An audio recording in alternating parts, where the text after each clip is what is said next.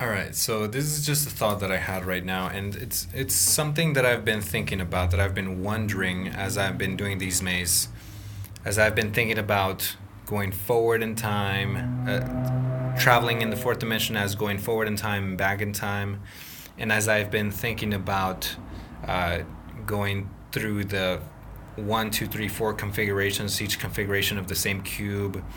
So as I've been thinking about this, like one of the doubts that always, one of the questions that always comes up in my mind is like, okay, so you can go forward in time and you could go back in time. You can switch configurations between cubes or however you want to think about traveling into the fourth dimension. But why are there walls? Why are like what is the walls? What does the limitations represent? How could they represent? Um, you know, what do they represent? Or what kind of limitation do they represent in real life? You know, um, and so you see, there's an opening right here, right? So you can go into the second configuration. You can't see the coordinates because they're covered by this, but you can go into the second configuration if you go that way, or if there's one right there, there's an opening right there. Um, but everywhere else you can't switch configurations between cubes.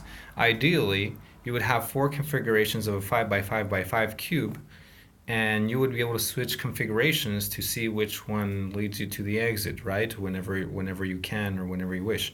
But no, there's things blocking the way. There's these walls, so you cannot go to each configuration freely, right? Why is that, and what does that represent, right? So with that question, as I held that question in my mind, I was just kind of doing the maze, right? And so right now it's a 5 by 5 by 5 cube, and I'm all the way to the left. So if you break down these walls, that would be space right there, and I'm all the way in the back, right?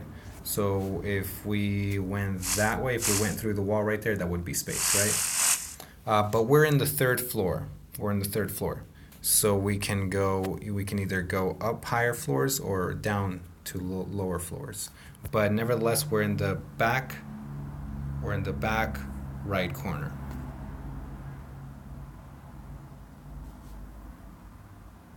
Yeah. So we're in the back right corner. Um, and so as we're in the back right corner, right? I'm just wondering, let's see if we could reach the back right corner on the fourth floor, right? And the fourth floor also has a back right corner, which is right there. Okay? And the reason I do this is because just to kind of um, get a sense of where I'm at. Hold on. Get a sense of where I'm at, but also like just to also practice get, being aware of my position within the cube, right? So now we're in the top floor, back right corner, right there. So if we broke through this wall, there would be space. If we broke through this wall, there would always be space. And if we broke through the roof, there would be space. So now we're in the top back right corner of the cube, right?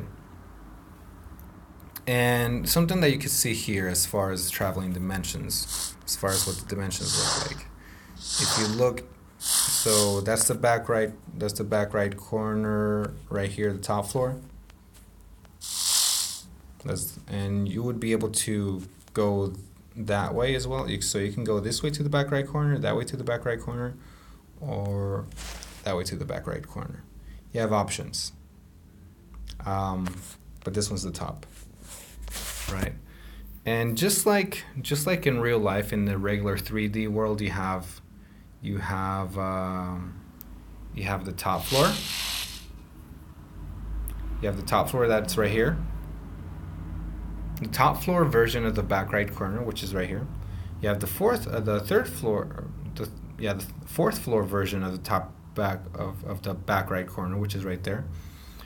And you have the third floor version of the back right corner, which is right there, right? So there's the back right corner, and each floor has its own back right corner. Why is there a back right corner over and over again? Because it's different floors. Simple explanation. In a 3D world, we recognize that as a general, as a simple thought, a simple concept. There's nothing hard about that. Yes, the back right corner exists multiple times in different places, but it's still the back right corner. Why? Because there's different floors. Because we're traveling along another dimension. And as we travel along another dimension, there's that same map over and over again, but it's all its own world, right? So as we travel along the third dimension, we could think, it's kind of like the metaphor from going from 2 to 3 dimensions is just the same as going from 3 to 4 dimensions. So as we travel along the third dimension, you'll get to see different versions of the back right corner. Right there, and right there. Okay? Notice that if we go all the way to the back right corner, we can't go to the fourth floor version of the back right corner. We would have to break through that floor. And if we want to get to the third, here the world's upside down right now. And if we want to get to the third, we would have to break through the floor. We would have to break through the floor twice, once and twice, right? Theoretically, if you could travel through walls, but that doesn't mean that the back right corner does not exist in the fourth and the third floor. It still exists, but there is a wall in the way. So theoretically, if you could travel through walls, the back right corner would exist at the fourth floor and at the third floor. The space is there. It's there. You just can't reach it because there's a wall in the way. So if there was no walls, you could just travel through to the back right corner of the third floor version of the back right corner. So it's there. It's just naturally, right? And as I'm thinking about this, I realize that the walls are artificial. The traveling is natural. The walls are artificial. The limitations are artificial. The traveling is natural. The limitations are artificial. So if there was no limitations, if there was no walls, you could just travel through all the dimensions normally. But because there are limitations, that's why there's walls. That's why there's walls, and that's why there's a floor and a ceiling. So you can kind of repeat this with me. The walls are artificial. The traveling is natural. The walls are artificial. And the same thing, the same principle applies when traveling into the fourth dimension. Why is there walls alongside here? The traveling is natural. You could travel back in time, forward in time, within these cubes, at least within the game. And you could travel from the first configuration to the second configuration to the third and the fourth configuration. The traveling is natural. But the reason why there's walls, the reason why there's limitations is because it adds to the mazeness of this, right? Or else you could just switch configuration whenever you feel like it. But they add to the mazeness of this by saying you could only switch configurations in certain spots of the maze, in certain spots of the cube, in certain positions.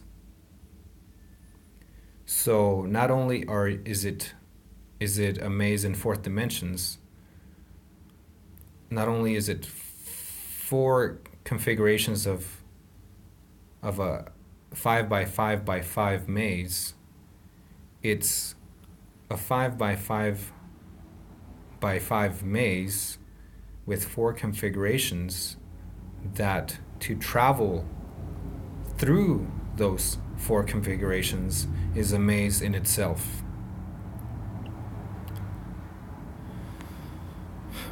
So that's the answer. That's the answer of why these limitations, why these walls are here. It's a maze within a maze. It's a maze within mazes, within 4 mazes. Because, you know, you can't just travel from one configuration to the other. You can't just travel to the future or the past as you wish. You have to travel at certain points.